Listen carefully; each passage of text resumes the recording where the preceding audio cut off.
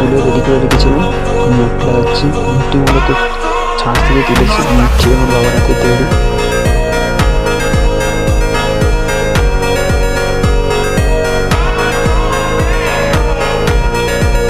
যেহেতু মাটি দিয়ে ডিরেক্ট জমানো, তাই ঠাকুরটা একটু নড়ছে।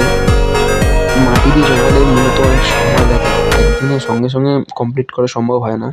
মোটামুটি ৩-৪ দিন লাগে। জমিয়ে সেটাকে পরিষ্কার করতে হয়, একদিন টানতে সময় দিতে হয়। তাই আমি এরপর আরেকটি পার্ট আনবো পুরো ফিনিশিংয়ের। এইটাকে আমি 2টো পার্টে আপলোড করব। আর বেশি কিছু বলছি না, তোমরা দেখতে থাকো।